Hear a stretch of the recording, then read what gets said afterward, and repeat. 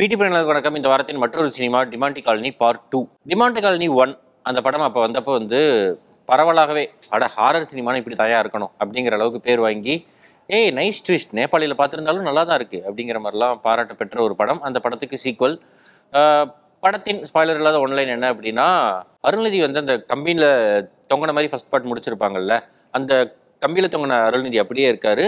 ஏன்னா படமே வந்து 2024க்கு பதிலாக பல வருஷத்துக்கு முன்னாடி தான் கதை நடக்குது. ஸோ அவர் கம்பியில் தொங்குறதுக்கு முன்னாடி நடக்கிற சில ஈவெண்ட்ஸ் தான் இந்த படத்திலோட ஆரம்பம். பிரியா பவானி சங்கர் அவங்க வந்து டெபி அப்படிங்கிற கேரக்டரில் இருக்காங்க. அவருடைய கணவர் புற்றுநோய் காரணமாக ஒரு பிரச்சனையிலிருந்து குணமாகி அதுக்கப்புறம் சூசைட் பண்ணி இறந்துடுறாரு. ஸோ இந்த மாதிரி பல பல மரணங்கள் ஃபர்ஸ்ட் பார்ட்டில் வந்து நிறைய பேர் கைத்தில் இறப்பாங்கல்ல, அதே மாதிரி இதுலேயும் தொடர் மரணங்கள் நிகழுது. அப்படிங்கிறத பிரியா பவானி சங்கர் லேட்டராக தான் கண்டுபிடிக்கிறாங்க. சரி, எப்படியாவது நம்ம ஹஸ்பண்டை போய் நம்ம தட்டி எழுப்பி கூப்பிட்டு வந்துடலாம் அப்படின்ட்டு பாதாள உலகத்துக்குள்ளே போக, உள்ளே போனால் பொட்டிக்குள்ளே போன பாய் இங்கே வந்துட்டாங்கிற மாதிரி ஹஸ்பண்டுக்கு பதிலாக அருள்நிதி வந்து நிற்கிறாரு. என்னையா நீ வந்திருக்க அப்படிங்கிற மாதிரி. சரி, வந்துட்டே வா அப்படின்னு கூப்பிட்டு வந்தால் அவர் வந்து நான் ஒட்டப்பிறவி இல்லை ரெட்டப்பிறவி அப்படின்னு சொல்லிட்டு 2 அருள்நிதி வந்துடுறாங்க. ஸோ இந்த 2 அருள்நிதி யார் யார்? உண்மையாகவே இந்த டிமாண்டி காலனியில் என்னதான் பிரச்சனை? டிமாண்டி யார்? டிமாண்டி மட்டும்தான் இதில் வில்லனா இல்லை இது இல்லாமல் சைனீஸ் நூடுல்ஸ் நிறைய பேர் வர்றாங்க. இதெல்லாம் சேர்ந்த ஒரு கலவை தான் இந்த படம். பெர்ஃபார்மன்சஸ் பிரியா பவானி சங்கர் ரொம்பவே நல்லா படத்தில் பெர்ஃபார்ம் பண்ணியிருக்காங்க. படம் ஆரம்பிச்சதுலேருந்து ஒரு எமோஷ்னலான ஒரு ரோல், ஒரு அவங்களுக்கான பிரச்சனைகள் ஆரம்பிச்சு அதிலிருந்து அவங்க இந்த கோஸ்ட்டு இந்த ஹாண்டிங் அதுலேருந்து எப்படி சர்வை பண்ணி வெளியே வர்றாங்க அப்படிங்கிறதான் கதைக்களம்ங்கிறனால அவங்க அந்த ரோல் நல்லாவே ப்ளே பண்ணியிருந்தாங்க. படத்தில் 2வது நல்லா இருந்த விஷயம் கனெக்ட். அதாவது கனெக்ட்னா நயன்தாரா படம் இல்லை, இந்த படத்தில் வரக்கூடிய கனெக்ட். முதல் பார்ட்டுக்கான கனெக்ட் அப்படிங்கிறது நிறைய இடங்களில் கனெக்ட் பண்ணிட்டே இருக்காங்க. அதாவது டீ குடிச்சிட்டு இருக்கிறப்ப அருள்நிதி டீ குடிச்சிட்டு இருக்கிறப்ப பக்கத்தில் காரில் பிரியா பவானி சங்கர் போயிட்டு இருந்தாங்க. அதே மாதிரி கம்பியில் மாட்டினப்போ கூட இவங்களுக்கு எல்லாரும் குரல் கேட்டுச்சு ஓடி வந்துட்டாங்க அப்படின்னு நிறைய இடத்துல கனெக்ட் மேலே கனெக்டாக கொடுத்துக்கிட்டே இருந்தாங்க. கனெக்ட் எல்லாம் சரிப்பா எங்களுக்கு புரியுது விட்டுரு அப்படின்னாலும் இல்லை இன்னும் 2 கனெக்ட் இருக்கு. பிரியா பவானி சங்கர் 2 எட்டி பார்க்குறப்ப பார்த்தா யார் இந்த வீடுன்னு பார்த்தா எம்எஸ் பாஸ்கர் வீட்டில் தொங்கின வீடு. அந்த அப்பயும் வந்து பிரியா பவானி சங்கர் பார்த்துக்கிட்டு தான் இருந்தாங்க அப்படின்னு கனெக்ட்னு ஒரே கனெக்ட் படம் ஃபுல்லாகவே. இங்கே பாருங்க, நீங்கள் நம்பணும் இது சீக்வல் தான், நாங்கள் வெறுமனெல்லாம் எடுக்கலை அப்படின்னு காட்டுறதுக்காகவே அத்தனை கனெக்ட் வச்சிருக்காங்க. அந்த வகையில் அஜய் ஞானமுத்து அவர்களுக்கு ஒரு மிகப்பெரிய ஒரு கனெக்ட் ஹக் வாழ்த்துக்கள். படத்தில் ஒர்க் அவுட் ஆகாத விஷயங்கள், முதல் படம் வந்த சமயம் வந்து நிறைய இந்த காமெடி பேய் படங்கள் வந்துட்டு இருந்துச்சு. இதுக்கப்புறம் பேயே வந்து நம்மளை தூக்கத்தில் எழுப்புனா கூட சீப்பே அப்படின்னு சொல்கிற அளவுக்கு பேய் மேலே பயம் போயிருந்து ஒரு தருணத்தில் தான் டிமாண்டி காலனி வந்துச்சு. ஒரு மிரட்டலான ஒரு ஹாரர் படம் அப்படிங்கிற சூழல் இருந்துச்சு. ஆனால் டிமாண்டி காலனி 2 படத்தில் கனெக்டை யோசிச்ச அளவுக்கு பேய்க்கான அந்த பேனிக்கை யோசிச்சாங்களா அப்படின்னா இல்லை அப்படிங்கிறது தான் பிரச்சனை. எங்கேயுமே பயமாகவே இல்லை. 1848 வர மாதிரியான சில ரிப்ளிகாஸ்லாம் இருந்தாலும் கூட ஸோ வாட், அதுக்கு என்னப்ப அப்படிங்கிற டோனில் தான் அந்த பேய் டீல் பண்ணுது. அந்த பேய் படத்துக்கான ஒரு ஃபீல் அப்படிங்கிறது குறைந்தபட்சமாக கூட படத்தில் இல்லை.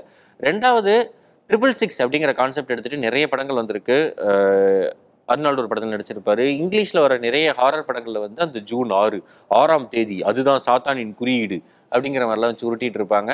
தமிழில் கூட சரண்ராஜ் லோ பட்ஜெட்டில் ஒரு பேய் படத்தில் 666 மண்டை பின்னாடி மார்க்கை போட்டு சுற்றிட்டு இருப்பா அப்படி. ஆனால் இந்த படத்தில் ஏன் 666 கொண்டு வந்தாங்க? இங்கிட்டு வந்து சைனாலிருந்து ஒரு 3 பேரை கூப்பிட்டு வந்த மாதிரி, நாங்கள்லாம் சைனீஸ் மாங்க்ஸ், நாங்கள்லாம் டிபெட்டியன்ஸ் அப்படிங்கிற மாதிரி ஒரு 4 பேர் நின்றுக்கிட்டே இருக்காங்க. எந்த விதத்துலையுமே அவங்க வந்து நாங்கள் இந்த டிமாண்டி எப்படி கட்டுப்படுத்துகிறோம் பாரு அப்படின்னா யார் நீயா அப்படிங்கிற ஃபீலில் தான் இருக்குது. சுத்தமாக செட் ஆகலை. அந்த சைனீஸ் மாங்க்ஸும் வந்து சுத்தமாக செட் ஆகலை. தலைச்சாம்பெட்டு தலையில் செஞ்ச தாயத்து அப்படிங்கிற மாதிரி. இது வந்து எங்கள் நாட்டிலேருந்து கொண்டு வந்த அக்னி சட்டி, இதை நீங்கள் வந்து ஹோட்டலுக்கு நடுவில் வச்சுட்டிங்கன்னா இது வந்து குட் வைப் அப்படிங்கிறாங்க.